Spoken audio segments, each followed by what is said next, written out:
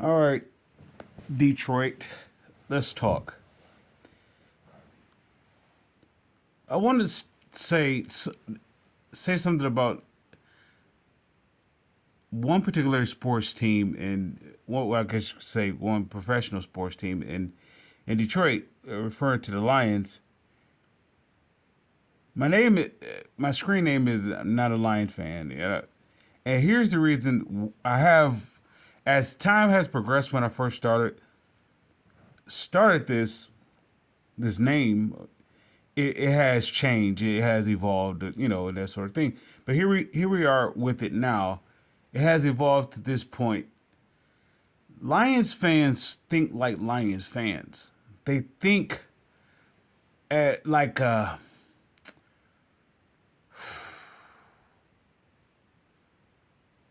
they think less. They think I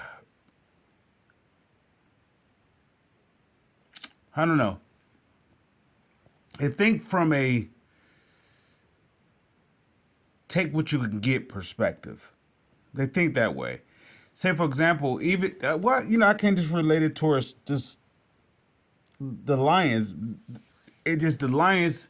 When it comes to the fans with the Lions, it just notorious for doing it that way. They think less than and I don't know if that's just how the city of Detroit is. It just really it it thinks it. How can I say it?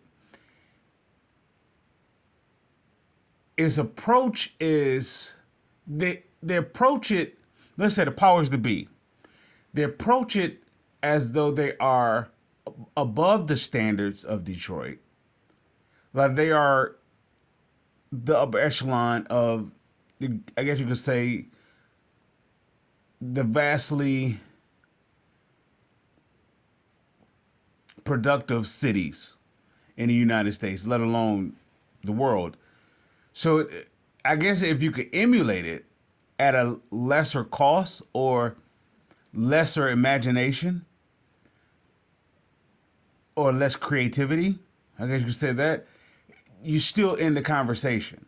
And I believe that majority of the sports teams in Detroit thinks that way, maybe with the exception of one. And this goes back to,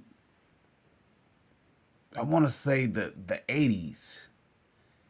I don't recall exactly when this owner took over this particular team, but I want to say the 80s.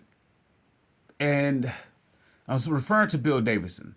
Bill Bill Bill Davison was something that I believe all the other gentlemen of all the other professional owners are. He was innovative. He was innovative, which going being innovative it is going to come at a cost. It's going to come at a cost of doing something outside the norm, which means that it's going to be a huge risk. At the same time, you're saying with this risk that I'm putting myself involved with it. So when we think about Bill Davidson as being innovative, okay, he was the first owner to buy a private plane. I mean, for the team, right? He was the first one. If you think what he did was so beyond his time, because everybody was stuck in, you know, less investment type role. But if okay, now fast forward now, changing pace of off the Pistons and take it to the Lions, the Red Wings, and the Tigers. They're really less innovative. They're not really ahead of the curve, if you will. More direct and more specifically, the Lions is just eons of time, just like in the past. Their current future. I will feel me. Well, not current future. Their current present. Let me say that way. Their current present is what they could have been doing. Let's say 20 years ago, or 10 years ago, 10 to 20 years ago. That's how innovative the Lions are. So, all right, I say all that to say this: when I listen to those that have a channel for the Detroit Lions, and I listen to podcasts, it's always like they is a signature commentation. I guess you could say that is a signature pattern how sports channels of Detroit, with referring speaking about the Lions, they speak at a certain creativeness. It's it's just like how the Lions run their organization. Do just enough, say just enough that will keep you in the gray area. Well, how about this? It would keep you in that 8-9, 9-8 area, right? It used to be 8-8, 9-7 area. Now it's 8-9, 9-8 area, right? Just keep the people in that area. So when I listen to their approach towards the off season and what the Lions should do, is never innovative. It's never risky to the extent of stretching them. You know, is always very complacent, is always stagnant, is always dry, is bland, is always just enough. It's like really slapping on a coat of paint on a rusted building, and somehow they convince the fans to believe that it's a new building, and it is totally not. So I hear the latest one about going to the draft. What the Lions should do? Should they trade up or should they trade back? Or even to the extent of going in the off season with dealing with free agency, possibly trades or whatnot, it is always stagnant. It's never the very best.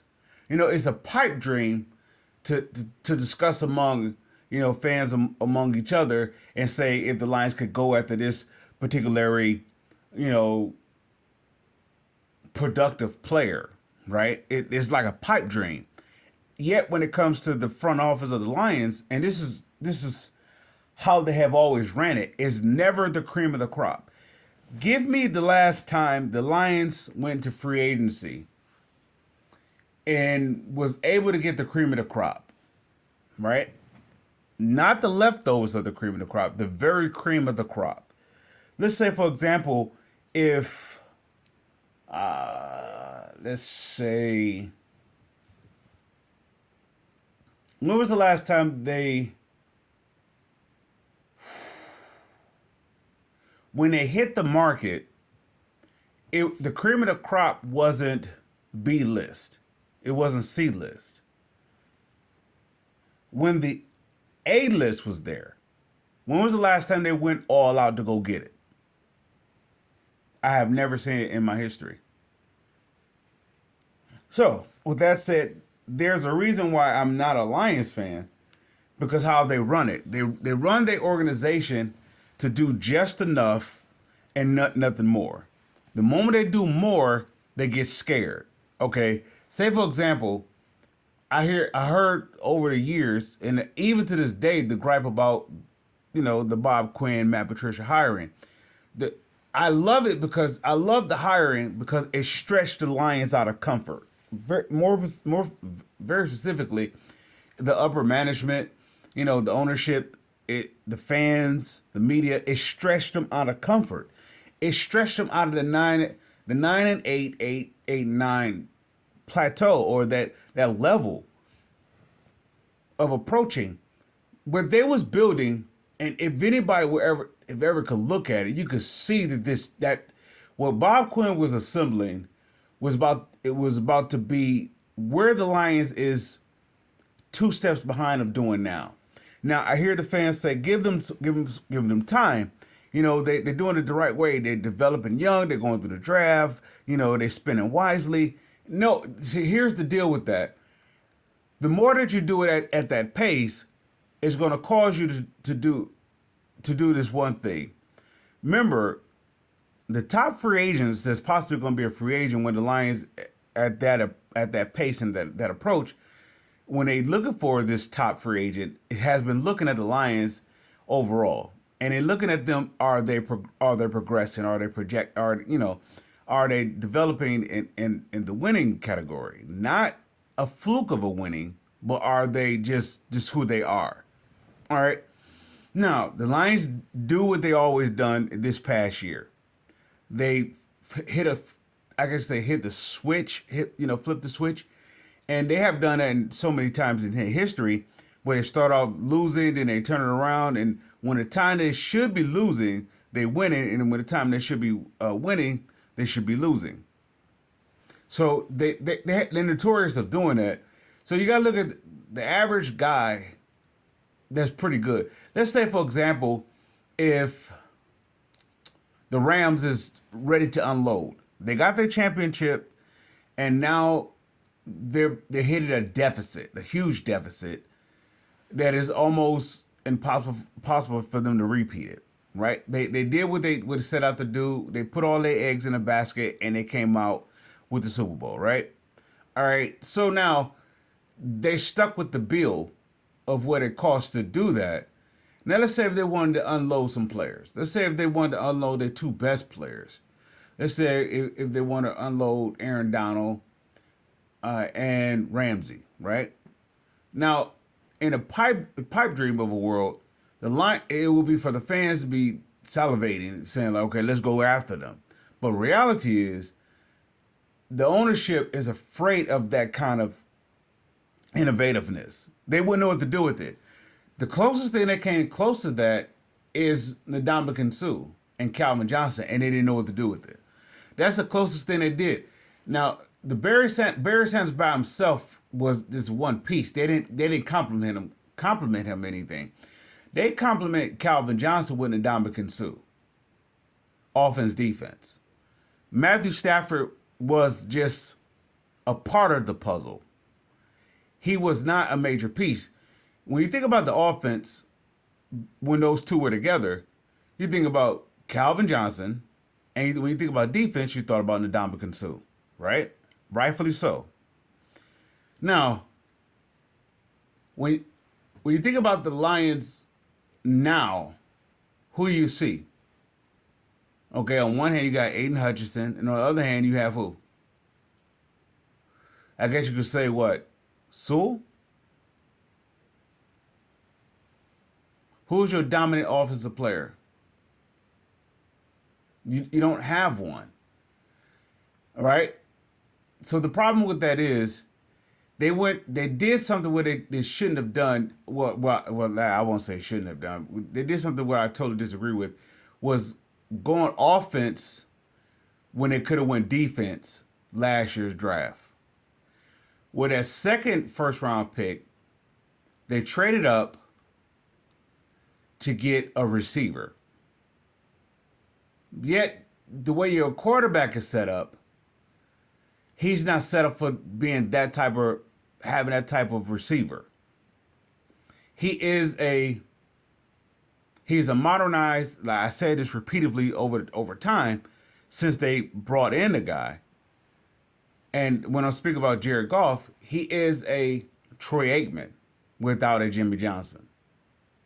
Right? Jimmy Johnson was basically the guy who said, I'll get us to the top. All I just need you to do is just manage. So Jimmy Johnson pretty much, kept the offense going and the defense going. And he kept it very simple. He made the defense very aggressive, and he made the offense very, just time management, clock management, I guess you could say it that way. So that's the same thing what you could do with Goff. Now, if they go quarterback in this draft, let's say Bryce Young or Stroud or whatever they decide to go, even if they go with Levis, and okay, all right, even if they do that, this team is in no position for it. Even though they are in position for it. Okay, let's say it this way. The only way that you go quarterback is in free agency. You're making trades and you're getting some top-notch defensive players. What I mean by that is as much as I supported the Quinn Patricia era, the moves that they made is only good as what they was able if they was able to do in the draft, right? So say for example, I support it and I back it up with what I repeatedly said over and over and over again. Oh, I should say I support what I repeatedly said over and over again is that when they brought in Trey Flowers, when they brought in I want to say Harmon, when they brought in the safety, when they brought in Jamie Collins, the missing piece was the draft that they got T.J. Hawkinson. They was one pick away from all of this work. And now mind you, they had snacks. They had hand. They had a few other pieces. Right. It was one player that was going to make all this work. One player. One player. And that was the Jacksonville Jaguars picked ahead of them. They didn't have the capital to trade up to go get it. That was for Josh Allen. The Josh Allen pick would have solidified everything for them. Their team, let's say their defense would have been, it would have been back in that Terrell Austin defense where it was like a top 3 defense. It was going to be that good. Somebody said, how do you know? Every player, it was missing that one player. How Bob Quinn did it was that I get this player, let's say if I get Trey Flowers here, and I bring in the safety here, and I bring in let's say,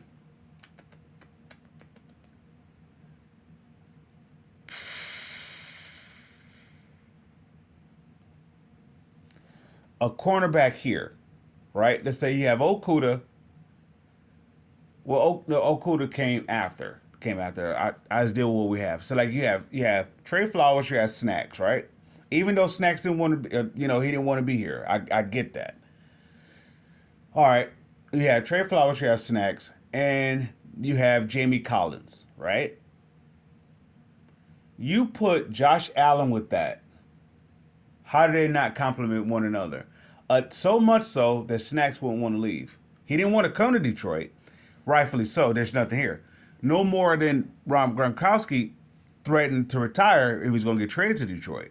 And actually, I believe the trade was in a bag, and he threatened to retire and, got out of it. Well, there was nothing here. There was nothing here and when I mean nothing here, there was nothing established. Yet, if he was able to establish one side of the ball, they give him all reason to come here, right? Because it wasn't like he was coming to a team without a quarterback. He had Matthew Stafford, so he had somebody to throw him the ball. And at the same time, the offensive line was coming to the point of development. He had Ragnow. I believe he didn't have Jonah Jackson yet. He had Big V, Ragnow, Decker. So he was missing Jonah and Sewell, right? As the line is now. But if you able to seal off one side, if you ever able to complete one unit, it gives you a stability. So this is the one thing that I do give Brad Holmes credit for. He completed one unit. At the same time, he still go Lion-esque. When he picked Penei Sewell, right? He completed a unit. What he do from that point on? He starts scrambling like Lioness does. They start going instead of completing another unit, he started jumping. So he brings in the receiver. He brings in Hutchinson. He brings in He brought in 2 defensive guys who are basically at this place. They're going to either be Robert Porsche, let's say James. What's the gentleman name? James Jones, Cliff Averill, Luther Ellis. They're going to be that type of players. where they may make a Pro Bowl, but it's more through default versus being top of their position, top player of their position. I say all that to say this: the way that I hear YouTubers, let's make that more specific. Detroit Lions YouTubers, how they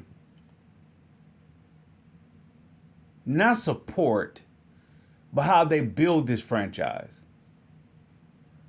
They build it with mediocrity material. They build it. So I hear the latest, what they should do is, okay, trade back in the draft and then do this. And when they say do this, they trade back for something that's is more than what they have, and they will settle for it. So, say for example, there was a suggestion that they traded back with Carolina. Carolina gave them they swapped first picks, and Carolina throws in a later second round pick, right? And they consider that's enough. It's not enough. It's not enough. It's not so much that you want more. Is that the approach that people throw these scenarios about the Lions, that you could do whatever you want. Not just with them, it goes along with the Pistons, it goes along with any other Detroit team, that you could just throw anything together and they'll take it. I guess they look at Detroit teams as just a desperate team, as a desperate sports town. They'll do anything unless you get someone who's innovative. All right, now here's another team, professional team in Detroit that was innovative. When Dombrowski and Leland was matched up together, right? They were very innovative. Well, what did Dombrowski do? He made a trade with the Marlins, and he brought in Cabrera, and he brought in I believe it was Sanchez, I believe. The pitcher. I don't know if it was Sanchez. Forgive me if I'm butchering his name, but it was a pitcher. And at the same time, he also brought in Fisher from another team. So they was very innovative. They had a plan. The plan was, okay, if we get Cabrera, he's a hitter, and we could go ahead. They had Pudge, and they had a few other pieces. They didn't have so much of a all-star of a team, yet you could see what they was doing. They had a star that they can build around, but their main catalyst was pitching. They had Verlander, and I believe, who was the guy before he got hurt? He was their closer. Oh, wow, I can't think of his name. But anyway, he was pretty good too. And then they started building around Verlander.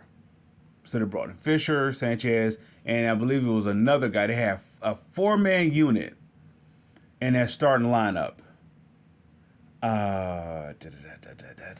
Who was the other guy? I can't think of his name.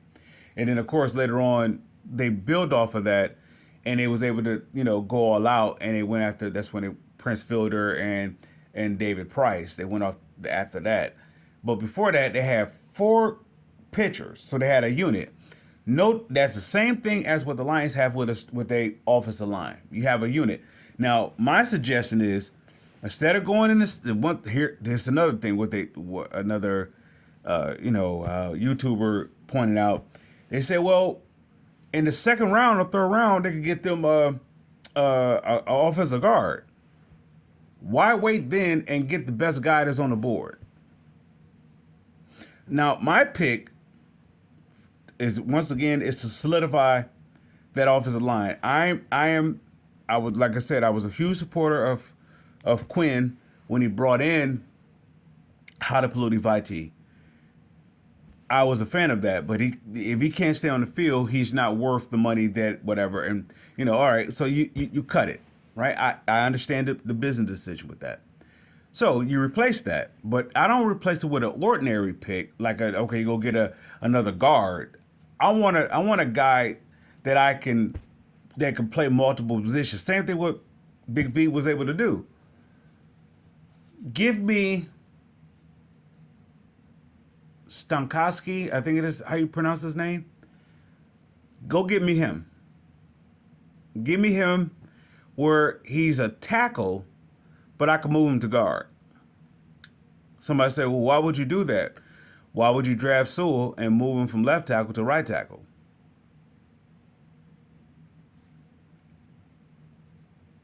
Now, what does that do? That does this. It allows you to be innovative, and it gives you so much flexibility for the future. Let's say, for example, if Decker goes down, right, or complains about they don't want to be here, whatever the case may be, right, you can always move Sewell over to the left, right? But now you have a guard that you just brought in, used to playing tackle, can go to the right, right? So you already got a Hall of Famer and Sewell going from right to left.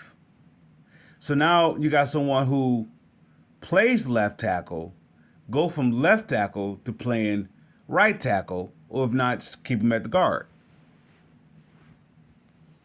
And you still have your all pro lineup.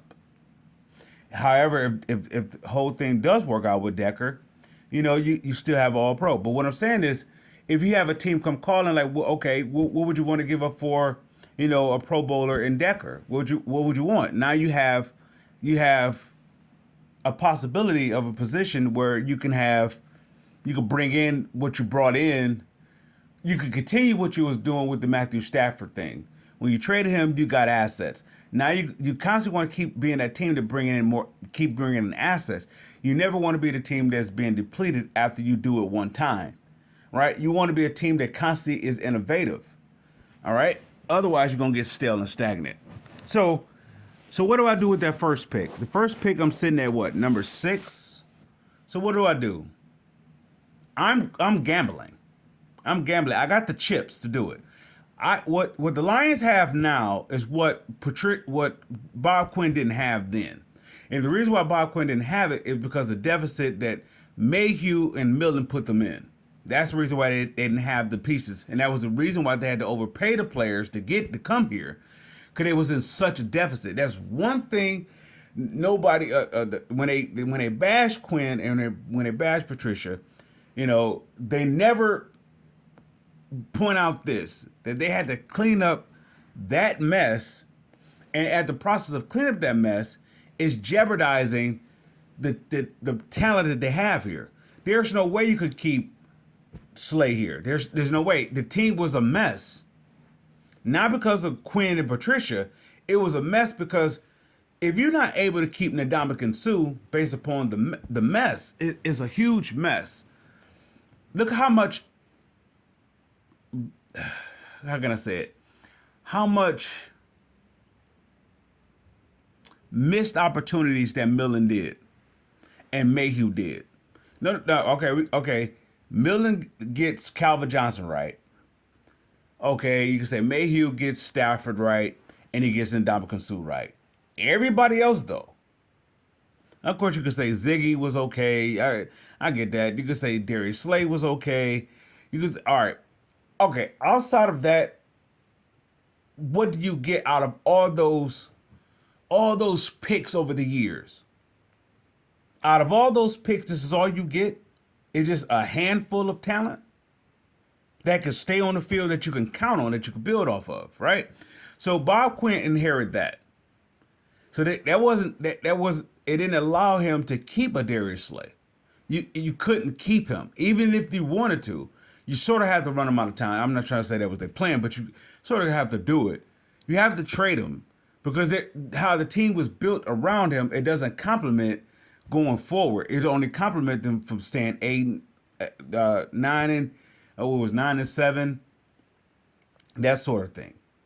it it keeps them at an average roster.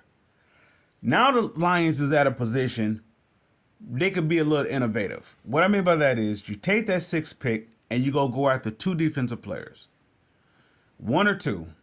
You don't wait for one of those second or third tiers to fall to you. You go after the top two dogs. The top, you got the capital to do it. You have the resources to do it. Not just that. If you, okay, if okay, say for example, what I would do if it's possible, I'm calling the Rams and seeing what's going on with Ramsey, right? I'm not going in the draft and drafting a cornerback all over because I'm in the same situation that I was for the last past 2 years, trying to develop young talent. I'm trying to take I'm about to take the next step forward. If I ended off the season at a 500 record, right, and I improve from the first half of the season to the second half, I'll have to go to the next step. Otherwise, I'm going to go backwards. So the next step is going to require for me to accumulate assets. I mean, to come in to take that next step. The current roster to where it is, even if you do go on a draft, and let's say you get the top defensive player, it's still not going to move the needle to go to the next stage. All right, let's say, for example, I'm going after Ramsey. I'll go after Ramsey. And if I go after Ramsey, I almost want to say I can guarantee you I can get Slay to come over here. If I get Ramsey, I can get Slay. But if I just stuck with Ramsey, right? All right, Ramsey makes my defense a whole lot better already. Why? Because I don't have to worry about him in the secondary. That makes a depleted safety position look that much better. So even if I do go to free agency, I don't have to. I may not have to get the top pick, but I can get somebody. Top free agent that is. I get someone, and I don't know how the free agency is looking for safeties, but I can get someone. Like I said, if I can get Ramsey, I can possibly get Slay. What I mean by very specifically, if Slay wins, the Super Bowl, I could possibly get Slay. And what I will do with Slay, I will actually play him at safety. I'll play him at safety. Or I got flexibility. I can play three corners, one safety. I could do so much. Now, once I get Ramsey, it's going to change the whole dynamic of my defensive approach. So with that said, if I get Ramsey, I don't know what it would take to get him, and I know we have the salary. I know we have the cap, positioning for it, but I don't know what Rams will be asking for, in terms of draft capital. Nonetheless, we have it. And my next move is, as long as it's not asking me for the number 6 pick, which is theirs rightfully, I wouldn't. As long as they're not asking for that pick back, I'm okay. All right. With that 6th pick, I'm trading up. I still got capital. I still have assets. I'm trading up, and I'm going to complement Ramsey with the best defensive player. It's either going to be one or two. It's either going to be Carter or it's going to be Anderson. Nobody else is on my board. Nobody else is on my board. I'm taking the next step forward. They are in a position to take the next forward, and they are in the position to take the next step forward in so many facets. Whether if it's roster, whether it is winning over losing, whether it's the next step of actually to produce as an overall franchise. They are ready. They are in position to take the next step forward. Now, if they go into the draft and they trade back, right, and they just end up with, let's say, for example, with the Carolina trade, I recently heard about. They swap. I believe it was for 6 for 9, and they get a pick. Right, they get an extra pick. That's not good enough, because it takes me out of being average to being below average. That delays me going forward, and what that does, it put me back in that position we're building it, so we got to give it time. No, no, no, no. This team is in position to take it forward. What I can't emphasize this enough. What Bob Quinn did for this franchise, it took him some time to do it because of the deficit that it was in. But once it was done, this franchise is in it. It should only be able to go forward. Once that offensive line or that unit was solidified, he brought in four pieces. Four pieces. Once that all Holmes had to do was just complete it. Once he brought in Sewell, he completed that. Now it changes the whole dynamic of a team. Now you build off of that. You build off of that. I'm going after several players in this draft, and they're very specific players. On defense, I'm going after what's his name? These are my first off going after. That will be Will Anderson and Carter, Jalen Carter, right? Those are my first. Now, when it comes to offense, there's only two positions that I'm looking at. I'm looking at the offensive line, and I'm looking at the running back. The running back is what's the gentleman name? Bajan. I want to say Robinson. What is his name? You guys know who I'm speaking about. I'm drawing a blank with his name for a reason. But the running back. There's only two positions of the offense that I'm looking at. I'm not looking at quarterback. I'm not looking at receiver. I'm not looking at tight end. I'm not looking at any other position but those two positions. Why? Because I'm looking for completion. If you give me a unit that's complete, it's so much you can build off of that. Once again, if I get Ramsey, then I got Ramsey and Okudah, right? And let's say if I don't get Slay, I got Ramsey and Okudah, right? And you could fill in the blanks with that. But what does Ramsey do? Ramsey solidifies your secondary that you can now put more focus on the front seven.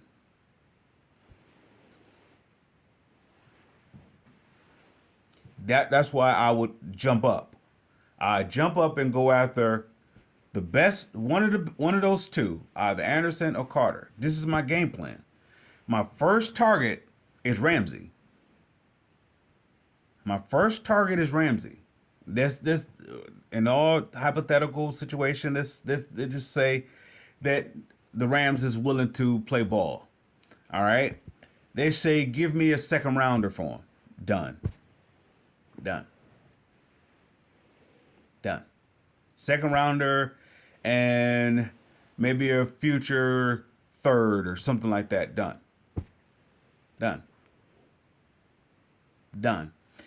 What Ramsey does, he takes his franchise forward. Even though he comes with a lot of, let's say, bravado, I want to say he comes with that Deion-esque, type of attention. He comes with that. That's the point what I'm saying. This is the very reason why you go after him, because he takes a team such as like let's say for example, back when Deion Sanders was on the market from Atlanta, and it was like right on time for the 49ers. However, it's like the Lions situation now. The 49ers was in a position where they didn't have any money, yet they was going all out to win the Super Bowl. So they brought in a lot of, I guess you could say, Pro Bowlers that was kind of has-beens. So they got them all on the cheap. So they was able to get Deion Sanders on the cheap. Right? But what does that do for the 49ers? 49ers was a good offense and a good defensive team. Yet they couldn't get past the Cowboys. Right? For 2 years, they couldn't get past them. You bring in Deion Sanders, what does that do? That stifles who? Troy Aikman, Michael Irvin, Jay Novacek. That's what it does. It doesn't do anything with that offensive line or that running back. But what it does do, it allows you to go into that free agency and get a whole bunch of players their game plan is to do what? Get after the quarterback and get after the running game. That's your whole focus. So they brought in Ken Norton. They brought in was that Gary Plummer. They secondary was overloaded with talent. The gentleman from New Orleans, they brought in him. They brought in another gentleman from the Giants. Um, then they went the offensive line. They went to Chris Dolman. They let's see. I can't think of their name. They went all out. The guy from the Bears, guy from Washington. They just went all out for it. They went for it. That's what I'm saying about what Ramsey does. I bring all that up to say about Deion Sanders. They got Deion Sanders, it changed the whole dynamic of the 49ers defense was okay. It just wasn't good enough to get past the Cowboys. Why? Because the Cowboys was too hungry, too young, right? And they had, I mean, they was you wasn't gonna beat the Cowboys. The 49ers weren't gonna beat the Cowboys unless you had someone who could take off that side of the field. What I mean by that, Deion Sanders took out Michael Irving and Troy Aikman at the same time. Why? Because it's called focus. It's called focus. Now, were you going to stop Michael Irvin? No. Were you going to stop Troy Aikman from passing? No. But what it does, as a offensive coordinator, you have to be concerned about 21. Now, I say the same thing about Ramsey. Does that stop you from throwing at him? No. Does it stop you from getting to the quarterback? No. What it does is that you're going to have to be mindful of this player, which in other words, now you could play chessboard with everybody else. So that's why you capitalize. You go after Ramsey and you capitalize him with the best defensive player on the board in the draft. That's debatable between Anderson and Carter. Nonetheless, if you was able to get what was their record? It was 8-9 or 9-8. I forgot where it was. If you was able to win, if you was able to turn around your season with this type of defensive line that they have, right? They was able to get some pressure. Now, don't get me wrong. You got Hutchinson. Hutchinson's okay. He's okay. He's not Ndamukong Suh. Ndamukong Suh was a problem. Hutchinson is not a problem. He's Lion-esque. He's Robert Porcher. He's Luther Ellis. He's Ziggy Ansah. He's that guy, but he's not, Reggie White. Not saying everybody has Reggie White, but he's not that. He's not special, right? Now he's a guy who's going to get you. He's a guy that's going to. He's Vanden Bosch. When they had Ndamukong Suh, he's Vanden Bosch. He's a guy that gets his stuff off of hard work. Now you need a guy like that. I get that, but at the same time, you also need a guy that he compliments. He needs to compliment someone that's a dog. That is a star. They don't have that on this team. I was very specific on that defense. They don't have a star. So my chips is on Anderson. I know this is a bit long and I'm going. But with that said, we're going to end it off with that. But the Lions fans are just Lion-esque to it. They think how the ownership does it. They think of, not innovative, but they think of, they believe trying to outsmart the room is innovative, right? Let's do something that nobody would expect us to do, but now they come to expect us to do it because it's what we're known for.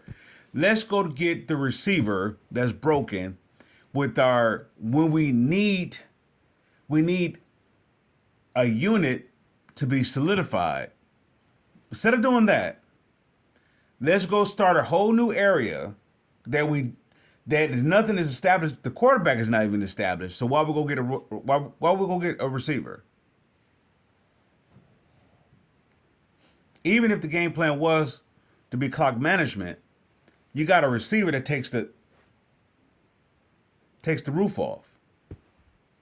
It doesn't make sense. With that said, we're gonna close that out.